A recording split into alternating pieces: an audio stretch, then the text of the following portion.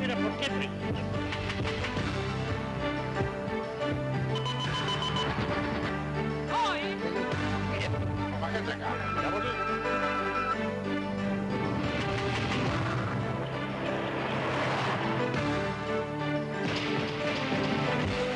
Esta noche nos sumergimos en un tema lleno de misterio: los sanadores y el poder de sanación. Por un lado, los curas sanadores que aseguran tener el don de la sanación que les dio Dios y el Espíritu Santo. Para muchos, la fe y la oración pueden curar males físicos y psíquicos. Después, en el medio de la selva chaqueña, un cura rebelde instaló un hospital de sanación usando la radiestesia. Lejos de allí, también investigamos el culto a San la Muerte, practicado por curanderos que dicen tener poderes especiales para la curación. Edición Plus, con la conducción de Lana Montalbán y Franco Salomone. Hola, muy buenas noches y bienvenidos a Edición Plus. ¿Qué tal? ¿Cómo están? Hoy veremos muy de cerca el fenómeno de los llamados curas sanadores. Miles de creyentes acuden a ellos porque piensan que poseen un don muy particular, el de sanar males físicos y espirituales.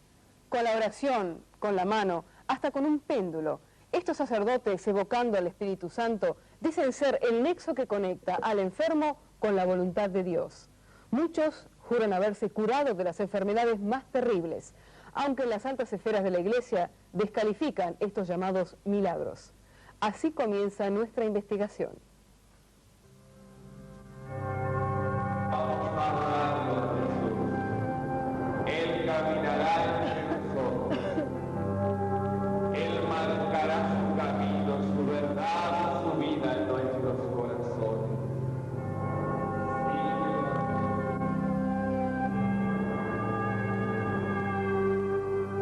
Es un redescubrimiento de lo que ya siempre estuvo escrito en las Sagradas Escrituras, cuando Jesús sanó al ciego, al sordo, al mudo, al leproso, a la hemorroísta y a tantos que con fe se acercaban a Él y de Él recibían la bendición sanadora. De boca en boca, no encontrando palabras adecuadas para definir el fenómeno, la gente empezó a llamarlos curas sanadores. Son sacerdotes católicos que en privado o en misas muy emotivas logran, según los fieles, curar enfermedades terribles.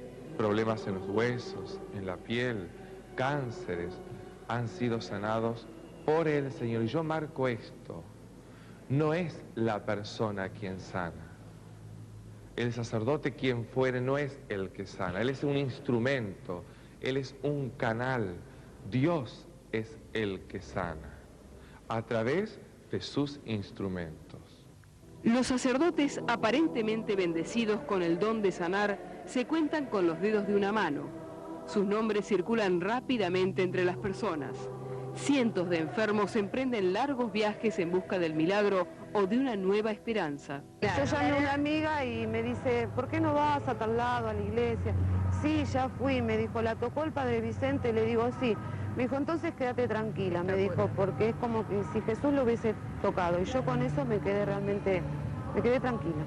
Viene una variedad muy grande de enfermos, de problemas a nivel psíquico, a nivel físico, de cáncer, de tumores, de fibromas, problemas de columna, problemas de hueso, problemas de piel. El Padre Felicísimo Vicente, en San Justo, o el Padre Abraham, en Avellaneda, pertenecen a la Renovación Carismática, un movimiento en continuo crecimiento dentro de la Iglesia Católica. Hacen particular hincapié en el Espíritu Santo y en su capacidad de sanar a los enfermos. Esto es un movimiento laical que envuelve a toda la Iglesia. Hoy son más de 100 millones.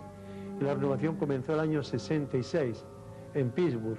Como tú me decías, no tiene fundador. El fundador es el Espíritu Santo. Apareció después del Concilio Vaticano enseguida. Y se ha extendido como un fuego por toda la tierra, ¿verdad? Y en todos los países, con un crecimiento impresionante. De madrugada, los fieles llenan ansiosos las iglesias. Esperan ser invadidos por la fe que los sacerdotes transmiten. Yo llegué hace 8 años a esta iglesia como muchos de los que hoy están llegando, en la búsqueda del toque mágico, en la búsqueda de un sacerdote que me tocara y me sanara. Y eso es una de las características de la renovación carismática. Buscar, y como nos piden los obispos, evangelizar, ir a buscar a tantos que están lejos y están por caminos que no son los caminos de la iglesia que Cristo fundó. Si vos me preguntás, ¿hemos constatado milagros, sanaciones? Sí, el Señor las sigue haciendo hoy entre nosotros. Los que yo llamo curas sanadores, de ninguna manera son magos, ni tienen poderes especiales, ni cosa que se le parezca. Tienen lo que se llama un don que está dado por el Espíritu Santo. El periodista Víctor Sueiro, luego de un paro cardíaco que casi le provoca la muerte, se dedicó de lleno a investigar los fenómenos de sanaciones que no encuentran una explicación científica. Y la sanación yo creo que es una cuestión de fe, sin ningún lugar a dudas, y de un proceso sobrenatural. ¿Por qué Dios no habría de actuar sobre determinadas personas para buenos fines? A la larga, ¿qué tiene de malo hacer bien? Absolutamente nada. Esta gente, los curas sanadores y otros sanadores también laicos que lo hacen en nombre de Dios, no solamente no hacen daño a nadie, no recetan nada, no reemplazan al médico.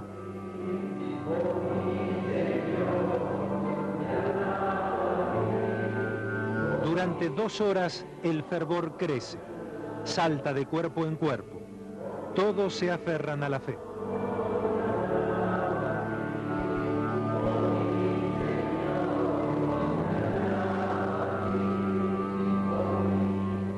Este es mi hijo. Y el doctor Almos cuando lo abre, eso es un miércoles, lo tenía que abrir un miércoles. Entonces yo rogué que no lo abriera el miércoles, que pudiera llegar el miércoles a la misa acá y lo operara el viernes. Lo operaron el viernes y cuando el viernes lo abrió el doctor a las 11 de la noche nos pasa el parte médico y dice, el chico no tiene nada en el testículo. Y la traje acá, para que la viera el padre. Y bueno, pero como él siempre nos enseña de que tenemos que creer en Jesucristo y no en él, bueno, yo no me animé mucho a decir que la había traído para que la tocara a él. Y son dones que provienen probablemente no sabemos bien lo que es un hombre. Como dije, el hombre no es un conjunto de huesos y de músculos. Hay la parte espiritual. Y hay gente que tiene, ¿de dónde proviene? No sé, se lo ha dado alguien. A lo mejor si usted quiere póngale mayúscula a la palabra. Son dones que se tienen o no se tienen, no se aprende eso. Imponiendo las manos y orando junto a los enfermos, los curas sanadores invocan la ayuda y la misericordia de Dios. Cuando oro, casi siempre lo hago imponiendo las manos. En efecto, que el sentir que le imponen las manos, la persona como a veces percibe algo, o por lo menos se siente que tiene algo encima que no es solamente la oración de lejos. Y después si el Señor, Dios nuestro Señor, por eso quiere hacer algo, lo va haciendo. Estamos orando o alabando a Dios y a veces la gente se desploma, caen así como una bolsa de papas, caen. Uno quiere sostenerlo y se caen, se aflojan rodillas, se cae y queda ahí como en descanso. Nosotros lo llamamos descanso en el espíritu. Lo que tiene otro carácter también, hay gente que cuando estamos así alabando, exactamente con la misma oración, caen, pero no ya con un carácter pacífico, sino como cayéndose, moviéndose,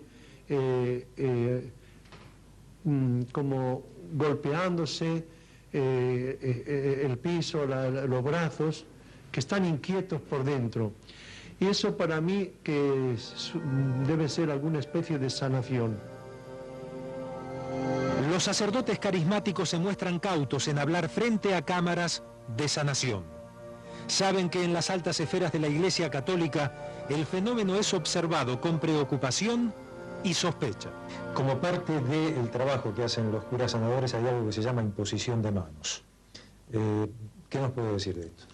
Mire, yo creo que es un abuso, porque la imposición de manos es un gesto ante todo sacramental.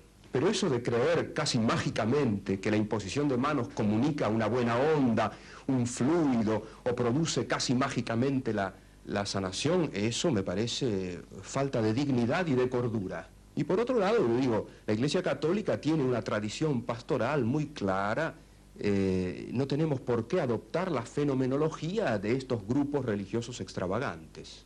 En ausencia de pruebas científicas, la medicina oficial se muestra escéptica en considerar que la fe pueda llegar a curar enfermedades terminales. En la literatura hay descritos algunos casos, en la literatura médica científica, de remisión espontánea de tumores.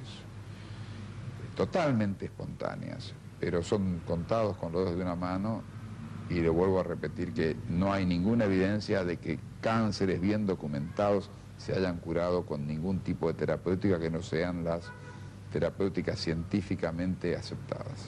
El ser humano no es un conjunto de músculos y de huesos como pensaban los médicos de hace 30 años. Ya están cambiando un poco, ¿no? Ya han terminado por aceptar la medicina psicosomática, ¿no?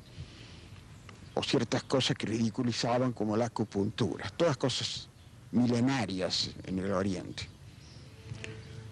Hay hombres que son, como dicen ahora, sanadores. Tienen una gran fuerza espiritual y ese espíritu muy fuerte incide sobre lo corporal. Yo llegué acá, sinceramente, casi muerta, ¿no? Sin que los médicos, ni siquiera los médicos encontraban qué tenía. Porque están dando un mensaje equivocado. Es Cristo que sana a través de una persona que Él elige.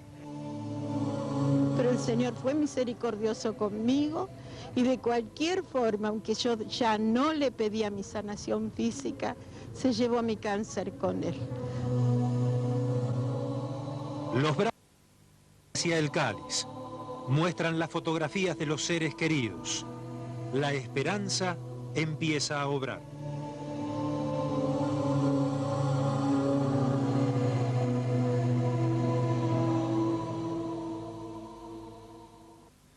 ¿Será acaso la fe y la esperanza la que predispone a estos creyentes a sentir que se curan? Ellos aseguran que este encuentro cercano con Dios alivia y sana sus sufrimientos. Cuando volvamos, analizaremos a fondo un caso sorprendente de sanación. Un sacerdote irlandés que vive en la provincia de Buenos Aires habría logrado sanar una enfermedad definida por la medicina como incurable. Un caso que fue presentado y estudiado en varios congresos médicos.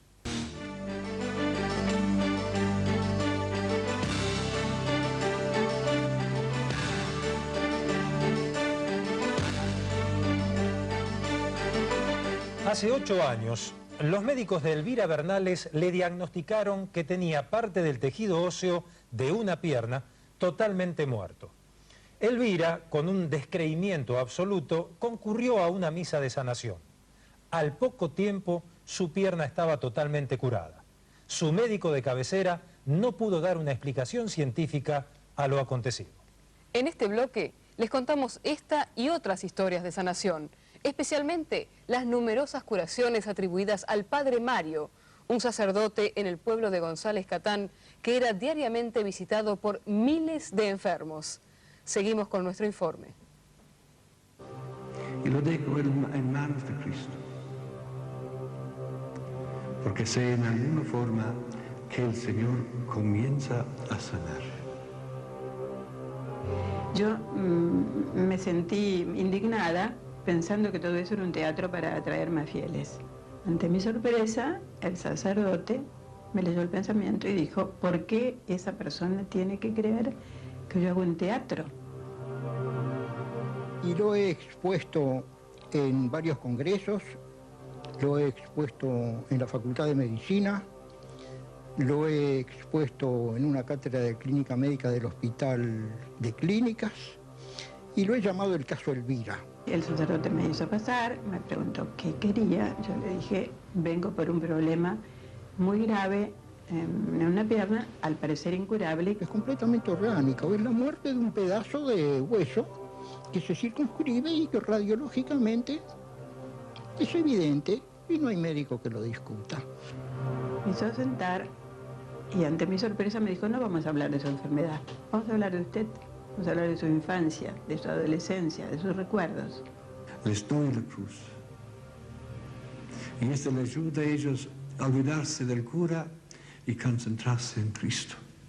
Nos diga, toma la cruz y ahora habla con el Señor y transmite al Señor, hay en la cruz, en Calvario, todo el odio, todo el dolor, toda la enfermedad, todo lo que tenés por dentro. En un momento dado, interrumpe y me dice, bueno, hoy empieza su sanación. La increíble sanación de Elvira Bernales no solo dejó estupefacto al doctor Tarnopolsky, sino a todos los médicos que examinaron el caso. Pero hay algo que en la ciencia todavía no ha podido determinar y es a dónde se fue el tejido muerto. ¿Cómo desapareció? ¿Qué pasó con ese tejido que estaba dentro de mi hueso? Entonces, bueno, hay que rendirse y decir, es Dios. Hay que rezar mucho y el Señor sabe sanar. El Señor de vez en cuando me da una indicación que está sanando a alguien. El padre Antonio Stakelum, un sacerdote irlandés tímido y retraído, radicado en Mercedes, habría logrado, según Elvira, algo que la medicina considera imposible: hacer desaparecer una necrosis ósea sin recurrir a ningún tipo de cirugía. Recuerdo una vez en Irlanda, estaba rezando por un muchacho y sentí mucho calor en mi mano. Era casi inaguantable el calor. Y le pregunté al muchacho, ¿siente mucho calor en tu cabeza? Él dijo que no, padre, no siento nada de calor, pero estoy llenándome de paz. Y yo le pregunté, ¿qué debo hacer? Perdonar, me dijo. Tiene que perdonar. Pero no tiene que perdonar de labios para afuera, tiene que perdonar con el corazón. Vamos a rezar y usted va a perdonar a todos los que la hirieron, a todos los que la lastimaron. El padre Stakelum realizó con Elvira Bernales el mismo ritual que con los otros enfermos que lo visitan: la imposición de manos y la oración. Yo ahora, con fe y con confianza en el Señor, te doy gracias, Señor, porque tú has traído a este hermanito acá. Te doy gracias porque tú estás sanándola. Y gracias, Señor, del dolor, de la angustia. Y menciona un montón de cosas que vienen a la mente. Y el Señor seguramente empieza a aliviar, sanar, restaurar. Porque es así que el Señor sana. Los sacerdotes católicos, que al parecer poseen el don, no aman la definición de sanadores. Se consideran instrumentos o, más simplemente, un nexo entre Dios y el enfermo. Yo tengo un cuadrito en mi pieza de Jesús entrando en triunfo en Jerusalén, a bordo de montado en un asno, bendeciendo a la gente. Y yo he llamado el burro Antonito. Y yo llevo a Cristo. Señor, si tú quieres actuar, son cosas tuyas. Me molesta un poco cuando me dicen que vienen a sanarse conmigo. No me tomen por curandero, le digo, no. Pienso que ese es Dios que está obrando y obra y hace lo que quiere. Bueno, y hay personas, por ejemplo, que yo termino de orar y me dicen, ay, qué bien que me hace. No son sanadores porque sean curas, son sanadores porque son sanadores. Es decir, se da, como hemos dicho antes, en un hombre de campo que es analfabeto, o que no ha ido a la escuela, o que no es cura. El escritor Ernesto Sábato conoció de cerca el fenómeno del padre Mario Pantaleo, un sacerdote muy especial que habría curado miles de personas.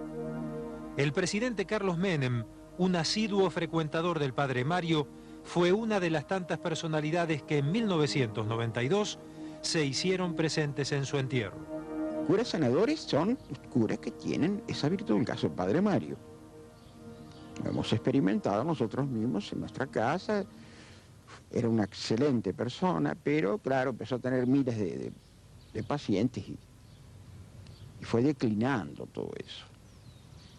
No se puede atender a qué sé yo, a 100 personas por día con fuerzas espirituales. Supongo yo que esa es la explicación.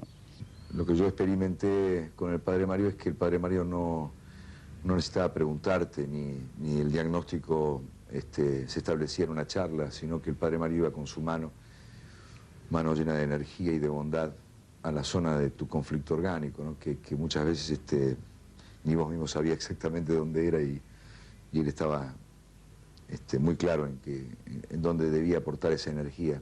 Realmente era casi una especie de temperatura, diría yo, entre su mano y mi cuerpo. Y esto lo hemos chequeado con la gente que venía a visitarlo, ¿no? Daniel Trocchi fue uno de los médicos que pudo conocer de cerca al Padre Mario. Lo que este diminuto sacerdote lograba con sus pacientes lo llenó de sorpresa. Y a través de la imposición de manos, él lograba llevar o dar alivio a esta gente.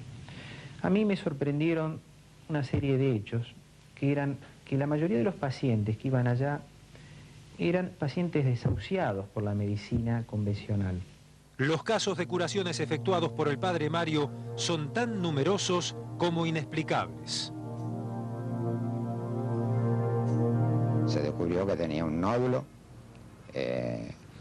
cerca del mediastino de 2 centímetros de diámetro, con peligro de que tomara los ganglios.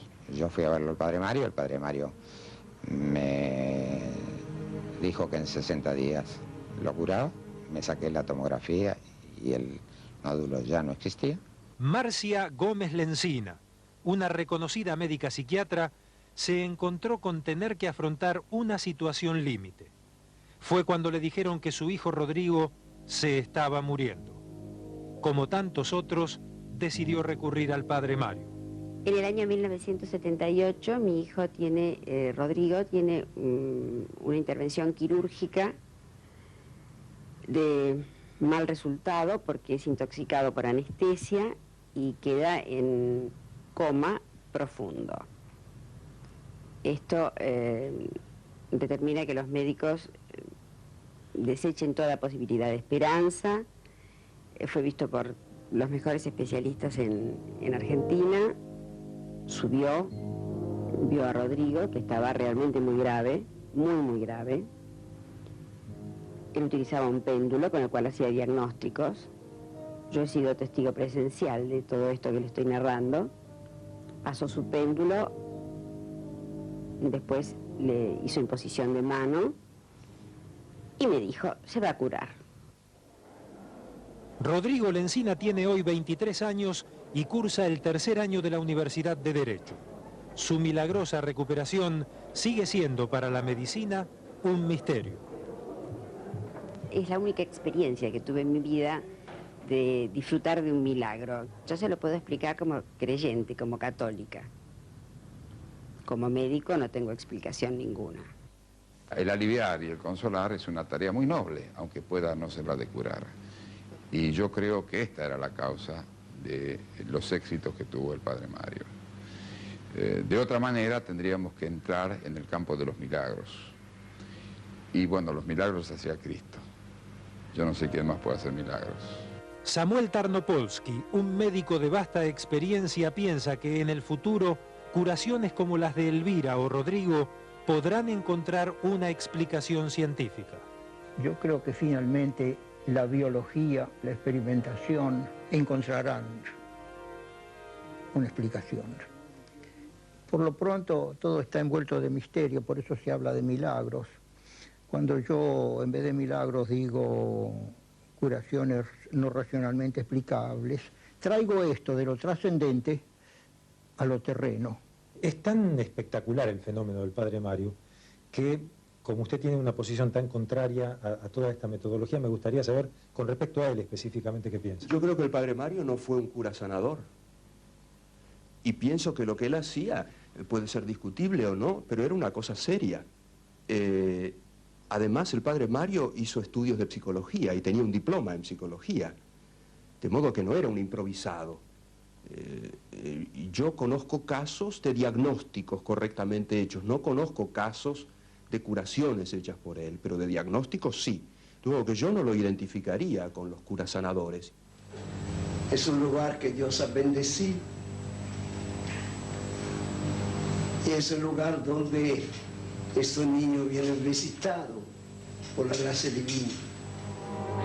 Este sacerdote italiano de vida austera y de sotana raída, además de historias de sanación, supo dejar a la comunidad una obra monumental dedicada a los desposeídos.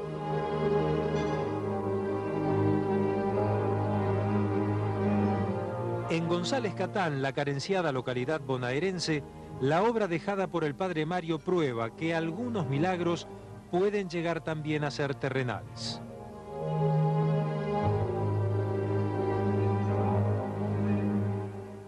Los seguidores del padre Mario continúan depositando cartas y fotografías de enfermos sobre su tumba. Muchos de ellos están convencidos de que el sacerdote sigue curando después de muerto. Es evidente que fue un hombre muy querido por todos los que lo conocieron.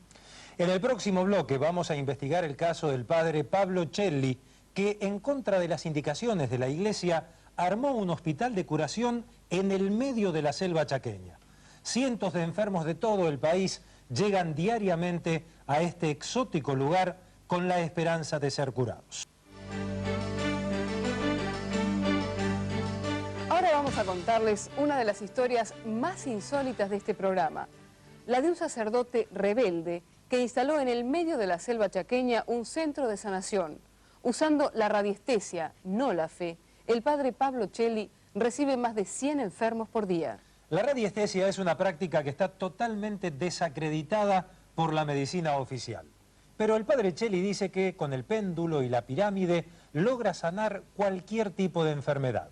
La Iglesia, preocupada por estas nuevas actividades del padre Celli, decidió separarlo de la parroquia, pero él continúa atendiendo enfermos. Seguimos con nuestro informe.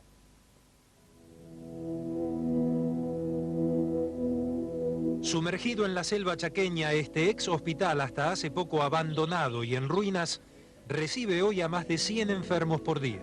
Tenía un problema neurológico, pero 12 años lo curó un doctor.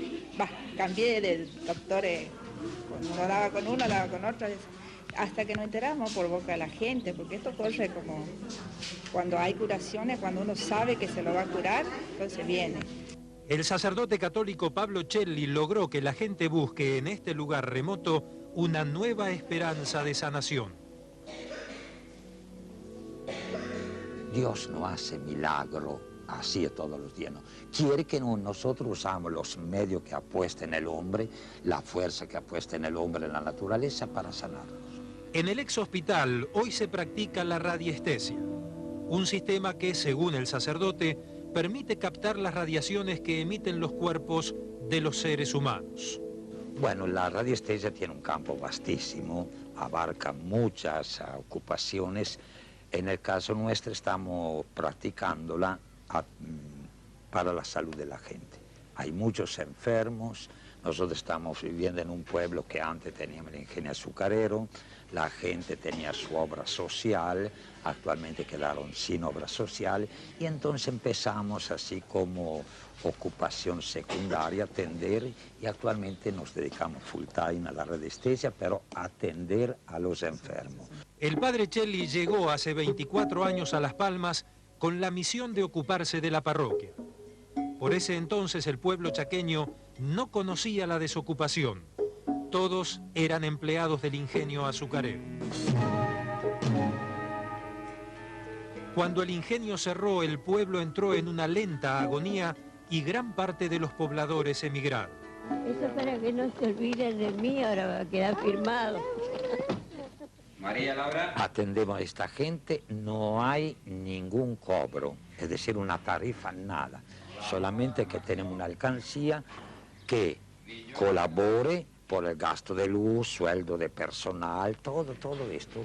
Y hay gente que colabora. La medicina oficial le niega a la radiestesia cualquier validez científica.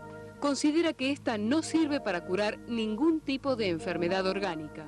Si hay una patología que es orgánica, que se puede ver, que se puede analizar con un microscopio, no hay ningún método de tratamiento racional que sea capaz de curar ese enfermo. que circunstancialmente pueda mejorarlo, esto es perfectamente posible mientras la enfermedad sea pasible de solución o de mejoría por su gestión. Nosotros no nos animamos a hacerle más quimioterapia porque quedó parapléjico.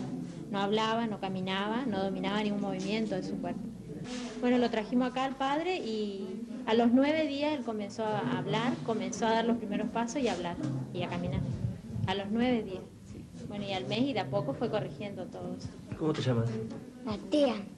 El tratamiento de cáncer se sana con la piramidoterapia, se sana también con la plaqueta, se sana con la cama terapéutica. Cuando el padre Celli se dedicó por completo a la radiestesia y empezó a usar una pirámide de metal para curar, sus superiores pensaron que se estaba apartando del camino de Dios. Fíjate que un día viene el superior nuestro, que también ellos no estaban muy de acuerdo con mi actividad, ¿no? Y viene, yo estaba durmiendo la siesta, después me levanto, tomamos café juntos, conversamos y después fuimos a visitar el centro. Entra en la sala de radiestesia y ve ahí 4 personas y dice, ¿estos son radiestesistas? El obispo de Resistencia, Carmelo Giaquinta, informado sobre las insólitas actividades del sacerdote, decidió alejarlo del ministerio. La congregación religiosa no entra a juzgar la rama científica de la radiestesia, no entra. La congregación religiosa trasladó al padre Celli a otro destino. El padre Celli decidió permanecer en su actividad. Es sacerdote y es miembro de la congregación dioniana, pero no está autorizado a ejercer el ministerio sacerdotal. El padre Celli no prestó atención cuando Atilio Agostini, un sacerdote amigo, le advirtió sobre los problemas que podría llegar a tener con la jerarquía eclesiástica. Se largó por la radiestesia, ¿no? Con el péndulo y la pirámide. Y se olvidó un poco de Dios. Deja a Dios a un lado y es la pirámide la que sana, el péndulo como que le da el pronóstico o el diagnóstico, y la pirámide es la que hace las sesiones y sana. Y le preguntaron una vez por la oración, ¿no? No, la oración puede ayudar, pero aquí no interviene Dios para nada. Es la pirámide la que hace todo y es científico. Puede ser que sea científico, pero si es un sacerdote, que no lo descarte a Dios. Yo me siento sacerdote, me siento religioso y me siento también radiestesista. Lo que mueve a la muchedumbre que se congrega en busca de un número no es la radiestesia, de la que poco o nada entienden, sino la fe en los poderes sanadores del sacerdote.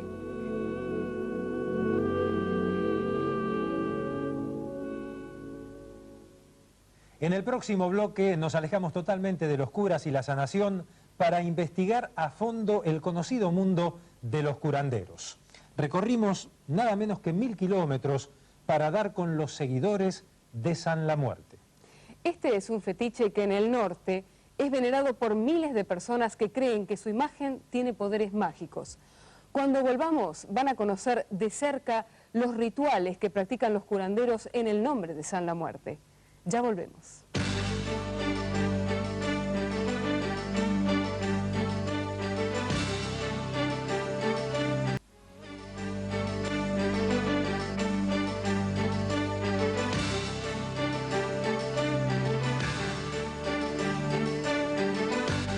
En el norte del país muchos buscan la sanación en el fetiche de San la Muerte.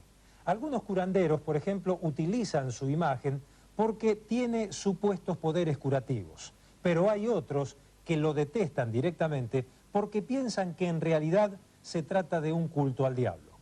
La mayoría de los rituales son secretos, menos uno que van a poder ver esta noche en el cual un curandero realiza exorcismos en nombre de San la Muerte. Los que acuden a estas ceremonias insólitas buscan ante todo curar sus males físicos y psíquicos. Seguimos con nuestro informe. Algunos gritan y se estremecen a sus pies. Otros prefieren adorarlo y pedirle cosas en silencio. La tétrica imagen del esqueleto con la guadaña entre las manos atrae todas las miradas. Lo llaman San la Muerte.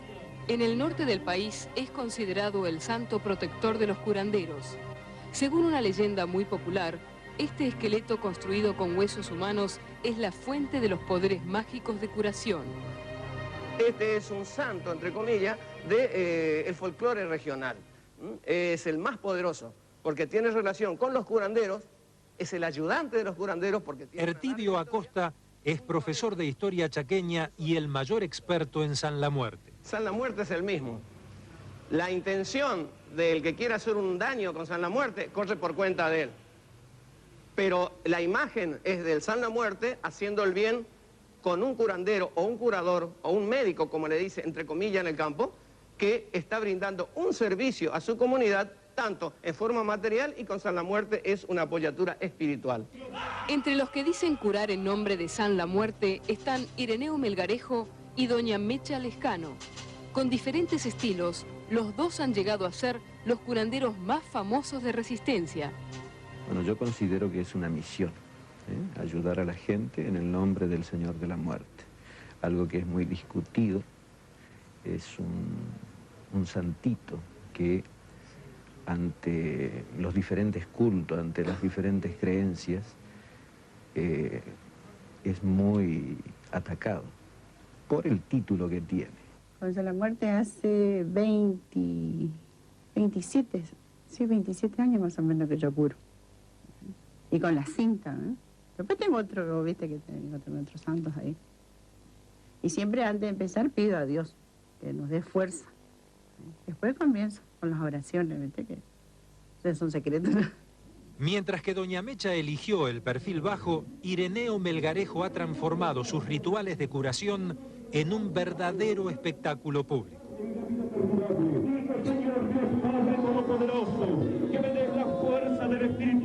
Los que recurren a este curandero observan con atención sus exóticos rituales.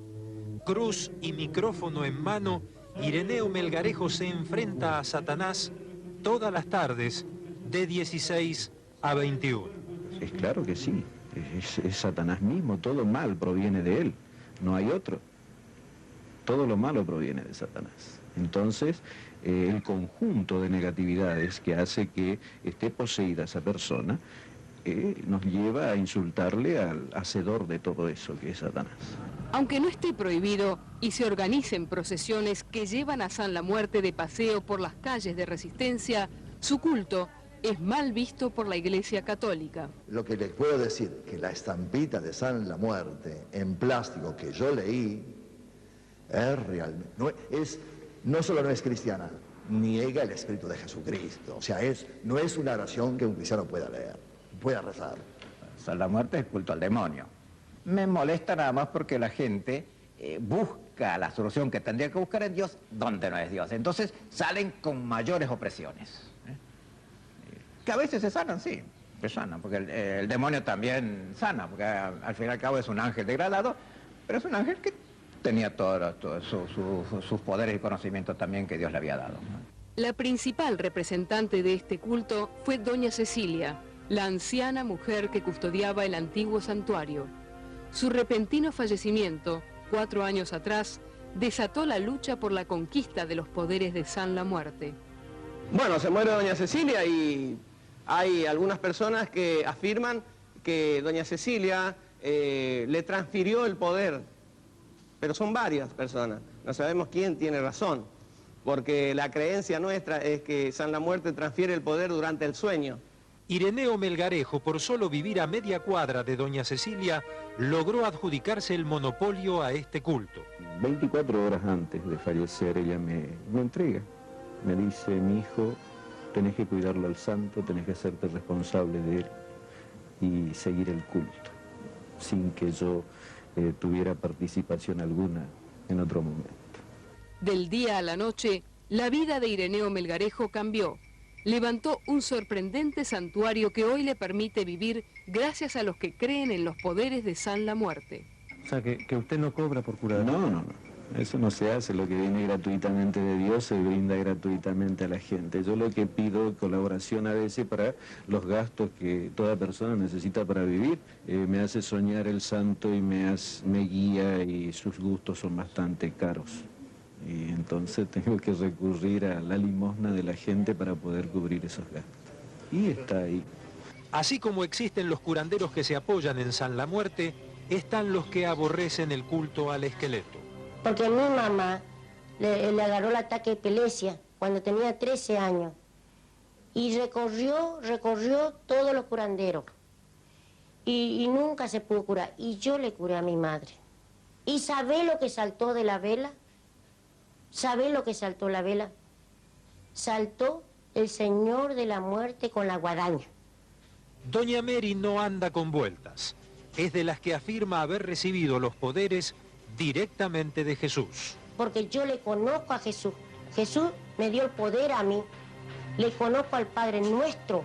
Yo estaba baldeando mi casa y siento que golpean la mano. Salgo, digo buenos días. Buenos días, señor. Buenos días, señora. Me dice, ¿usted, doña Mari? Sí, le digo, yo soy doña Mari. Todo de blanco. Todo de blanco.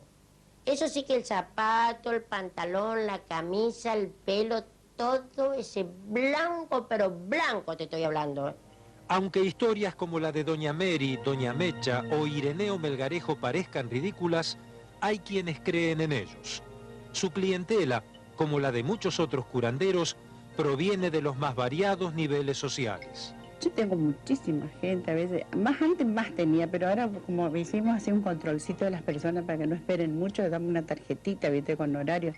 Más o menos a veces tengo 30 por día, 40. Y viene, por ejemplo, acá viene doctores, viene juez, viene policía, los jefes, comisarios, oficial, todo viene a curarse. A nivel nacional, a nivel internacional, participan del culto al santo y de la ayuda espiritual que de él proviene. Nosotros que nos manejamos en una sociedad donde la medicina oficial es lo que nos corresponde, pero cuando eso ya no te da respuesta, y bueno, todo el mundo vuelve a sus raíces. Entonces, en la desesperación generalmente, bueno, recurren a cuantos elementos por ahí le den esperanza. Y así nadie se puede salvar de esa situación límite. Ni un albañil, ni un presidente de la nación.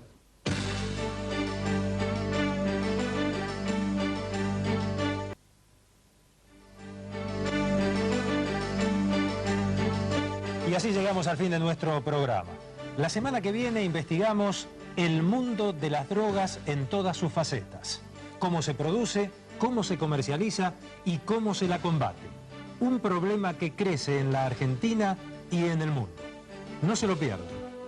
Hasta la semana que viene. Buenas noches.